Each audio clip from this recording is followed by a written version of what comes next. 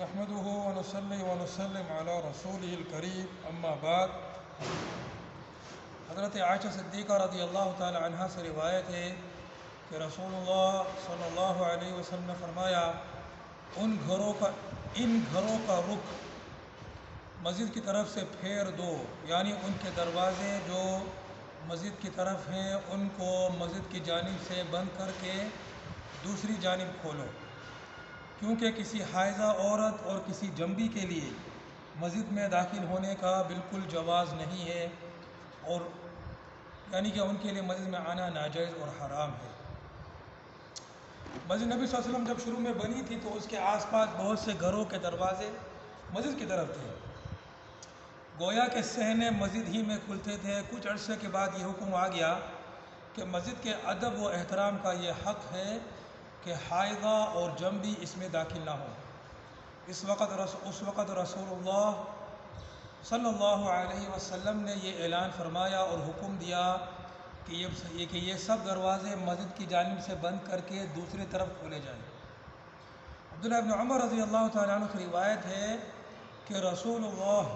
صلی اللہ علیہ وسلم نے ارشاد فرمایا ہے کہ حائضہ عورت اور جنبی آدمی قرآن پاک میں سے کچھ بھی نہ پڑھے۔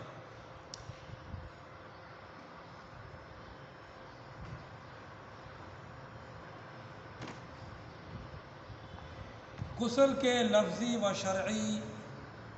معنی۔ غسل کے لفظی معنی پورے جسم کو دھونے کے ہیں، اور شریعت میں کم از کم ایک بار سر سے پیر تک جسم کی اس تمام سطح کو دھونے کو کہتے ہیں، جس کا دھونا بغیر کسی تکلیف کے ممکن ہو۔ پیشاب پکھانا اور ہوا کا خارج ہونا وغیرہ حدث اصغر کی مثالیں ہیں، اور مجامعت و حیض و نفاس وغیرہ حدث اکبر کی مثالیں ہیں۔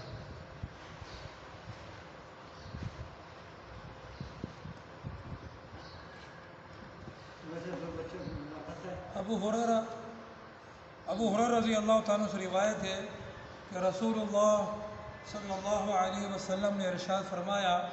کہ جسم کے ہر بال کے نیچے جنابت کا اثر ہوتا ہے، اس لیے غسل جنابت میں بالوں کو اچھی طرح دھونا چاہیے، تاکہ جسم انسانی کا وہ حصہ بھی جو بالوں سے چھپا رہتا ہے پاک صاف ہو جائے، اور جلد کا جو حصہ ظاہر ہے اس کی بھی اچھی طرح صفائی دھلائی کرنی چاہیے۔ حضرت علی رضی اللہ تعالیٰ عنہ سے روایت ہے کہ رسول اللہ صلی اللہ علیہ وسلم نے ارشاد فرمایا، جس شخص نے غسل جنابت میں ایک بال بھر بھی جگہ دھونے سے چھوڑ دی، اس کو دوزخ کا ایسا عذاب دیا جائے گا۔ حدیث کے راوی حضرت علی رضی اللہ تعالیٰ عنہ فرماتے ہیں کہ حضور کے اس ارشاد ہی کی وجہ سے میں اپنے سر کے بالوں کا دشمن بن گیا۔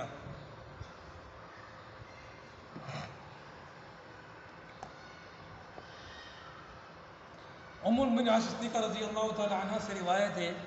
کہ رسول اللہ صلی اللہ علیہ وسلم جب غسل جنابت فرماتے تھے تو سب سے پہلے اپنے دونوں ہاتھ دھوتے تھے،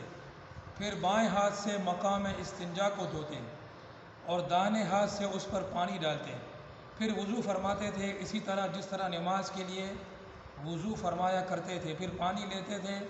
اور بالوں کی جڑوں میں انگلیاں ڈال کر وہاں پانی پہنچاتے تھے، یہاں تک کہ جب آپ سمجھتے کہ آپ نے سب میں پوری طرح پانی پہنچا لیا تو دونوں ہاتھ بھر کر 3 دفعہ پانی اپنے سر کے اوپر ڈالتے تھے، اس کے بعد باقی سارے جسم پر بہاتے تھے، اس کے بعد دونوں پاؤں دھوتے تھے۔ بخاری اور مسلم۔ ایک تو حدث اصغر ہوتا ہے، یعنی پیشاب کیا، پاخانہ کیا،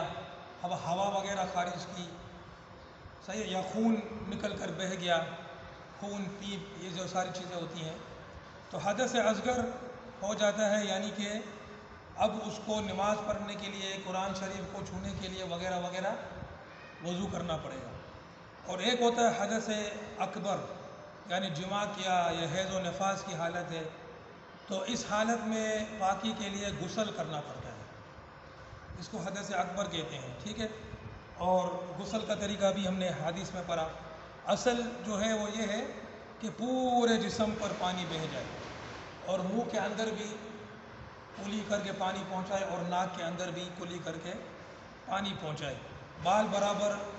جگہ بھی جو ہے وہ باقی نہ رہے. اور مسجد کے اندر اس حالت میں کہ غسل کی حاجت ہو آنا جائز نہیں ہے. حیض و نفاس والی عورت ہو یا جنبی جنابت والا ہو، جمعہ وغیرہ کیا ہو، تو یہ مسجد میں نہیں آ سکتے. پہلے اپنے آپ کو غسل کر کے پاک کرے پھر وہ مسجد میں آئے گا. اور اسی لیے نبی اکرم صلی اللہ علیہ وسلم نے حکم دے دیا تھا کہ وہ گھر جن کے دروازے مسجد کی طرف کھلتے تھے وہ ان دروازوں کو دوسری طرف سے کھول دیں، کیونکہ جب ایک ہی راستہ ہوگا مسجد کی طرف کا، تو اگر جنابت کی حالت میں ہوں گے، حیض و نفاس کی حالت میں ہوں گے اور گھر سے نکلیں گے تو سیدھا مسجد میں آئیں گے، تو ان تمام دروازوں کو بند کر کے دوسری طرف جو ہے وہ راستہ بنایا گیا. ٹھیک ہے، تو اس طرح جو ہے وہ ان چیزوں کا خیال رکھنا ضروری ہے. اللہ پاک جو ہے وہ